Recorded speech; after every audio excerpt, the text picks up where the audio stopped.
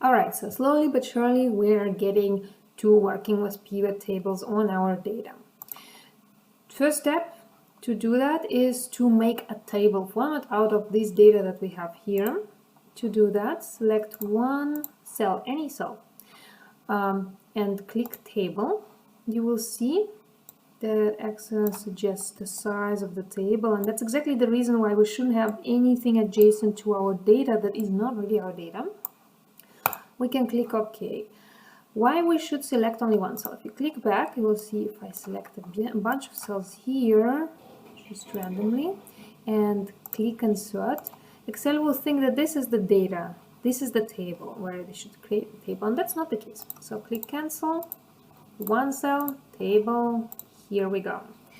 Here is our table, and why we should format it as a table to begin with, you will see in just a few minutes. But first, this is our table. We can even name it original. This is just to keep it neat. Really, it's not relevant for us. Now we go back to insert and insert a pivot table. And it takes our table that is named original, and this is our pivot table. So this way it's much easier to see what variables we actually have in our data set. Here is our extensive list. And it's also easier to do even quick calculations because you don't need to go and scroll down or to the side of your data. Just click. Let's roll back to our first question. What's the average IMDb rating? The first thing that we calculated with the formula average. We drag this one into the values. This is not the average. Well, let's see, it tells us some. So let's click on this little arrow, say value field settings, and select average. Let's say we also would like to know what's the minimum and the maximum like before. So we drag this value here again. We can do that a couple of times. And we click, let's start with minimum. And the next one is maximum. All right, so it looks like the minimum value is 1 and the maximum value is 99 and the average. Not really pretty, we'll get back to this. But what we also might have noticed before is that we don't only have movies here.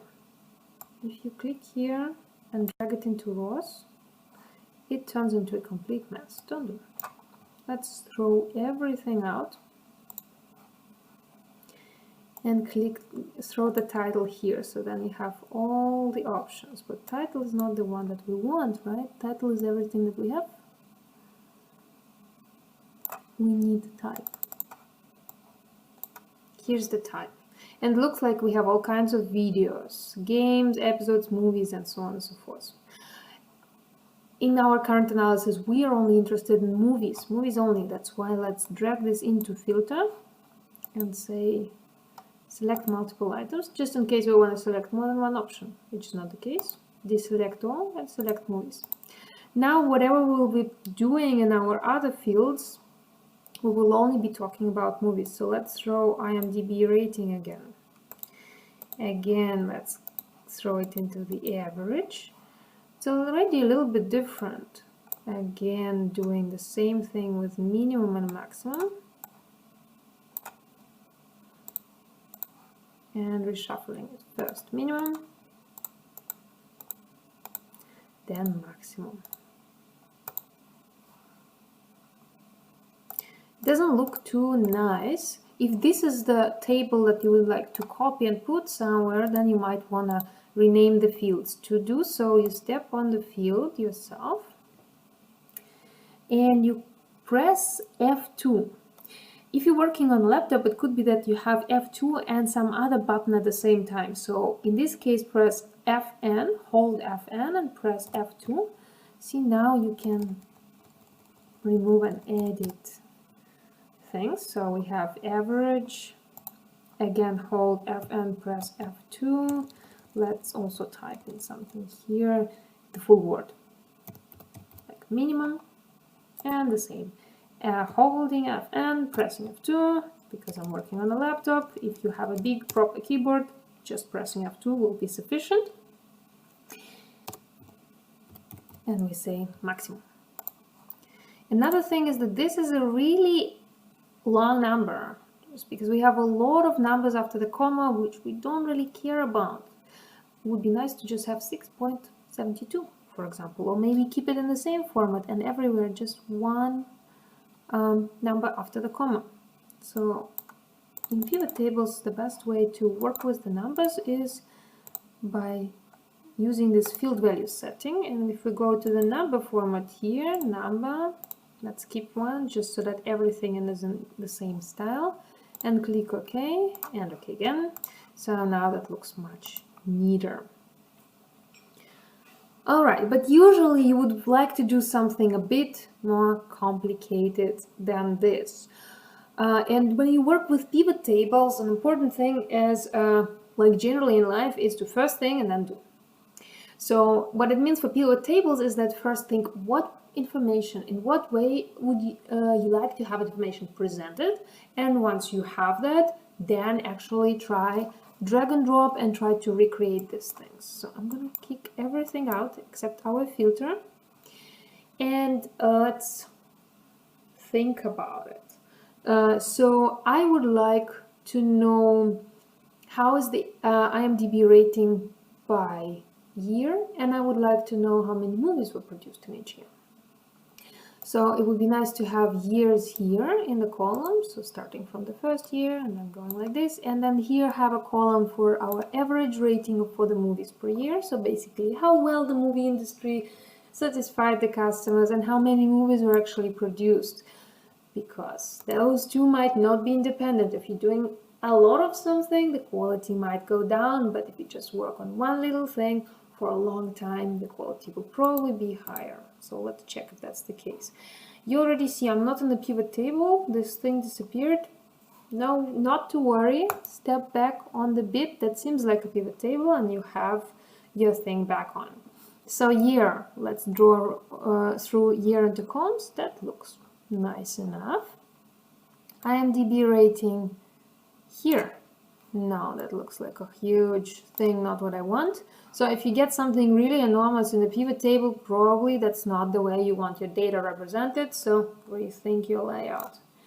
Throw it in the value. It's a sum again. Let's remember, we need an average. Again, the ugly thing, go back to the value, adjust the numbers to 2. Let's stay. Oh no, well actually on IMDb rating it's usually only 1 after comma, so let's keep 1 and click OK. Looks much neater. And I would also like to know how many movies are produced each year, right? For this I can use any variable I like, but I will stick with IMDb rating. Click on the value field setting and say count. So it looks like in 1888 there were 2 movies, then there was only 1 movie per year, 2 again, and there we go, and it goes crazy. Something to pay attention to, look at our 2014. It's hard to believe that there were only 41 movies in 2014. Probably at the time when the data was collected, 2014 was still not over. So what we might consider is to introduce another filter. Oops, it ran away, so let's not do it like this. Let's click on the arrow here and deselect 2014 because it's not a full year, not a truthful picture. This is still very long and hard to comprehend table, so there are a couple of ways how we could deal with it. We might want to create a chart for this. Let's kick the count out and you will see in a second. And let's create a chart. So here's our pivot chart, and since it's a time, a line would be nice. And it looks like there was quite some varies at the beginning of the movie history, and then we're evening out and even going a little bit down with the quality. It looks like it's a downward trend, and if in the 60s the average IMDb rating seems to be around 7, now we're approaching 6.5 and then stabilizing over here. So if we want to have a graph, that might be it. What's the problem? Why did I throw out the count? Because once you add something else, it also updates on the chart, so you need to be careful about this. You can also freeze it and say, okay, let's play around with this first. Let's do what we want to do first, and then say update. Well, still ugly, so let's throw it out. And update again.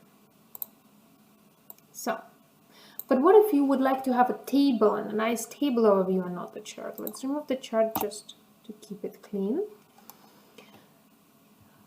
Looking at the average rating per year is nice, but maybe we can somehow group it to make it neater, let's say by decade. So here we can right click and say group.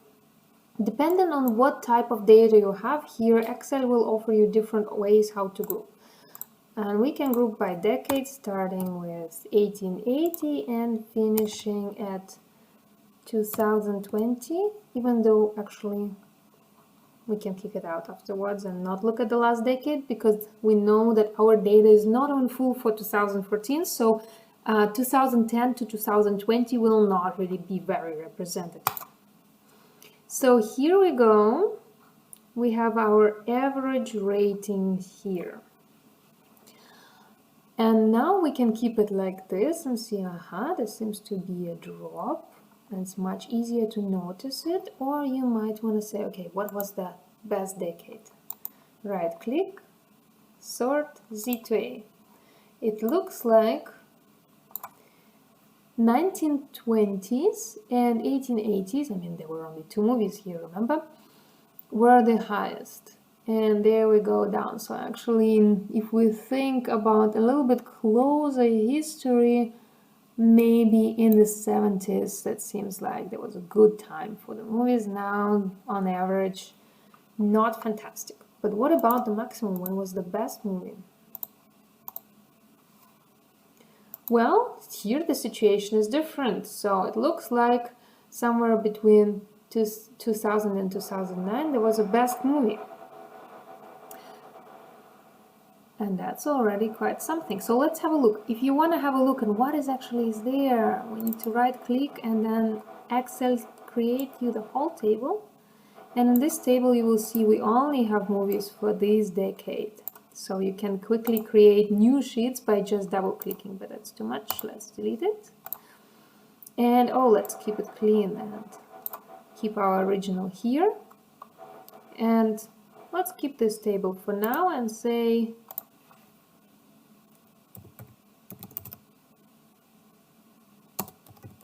let's say rating decade, and also go back to our original. We would like to play with something here. So to keep track, where is our original, you might even want to add a color to the tab. So you right click on it, tab color, and let's say green. So if you start creating more sheets and so on and so forth, it will be easier to find your original also if you color code it. Why did we do the table? So, for example, I decide to calculate some other variable here. Let's say how many years has passed since the movie was created. I can right click here, insert, and say we had this variable before, but I deleted it, so years since. Today's 2020 minus the current year, and look at it, it's all updated. The beautiful thing here is that if you go back to the pivot table, and let's say I would like to have not years, but how many years has passed. But this variable is not here. Well, not yet. We need to update, click refresh here, and look at that. Year since is here. So now I can reshuffle throughout here, have year since, group it again, starting from 0 and finishing by 140 and have 10 years, jumps. So, and then again we have how many years has passed since the movie. Not really making much sense right now. The decades were nicer, but it's nice to see that if you create something in the original, and if it's in the table format, it appears right away in your pivot table and you can work with it right away just by clicking refresh. So now it's your time to play around with pivot tables and really get hands-on with it.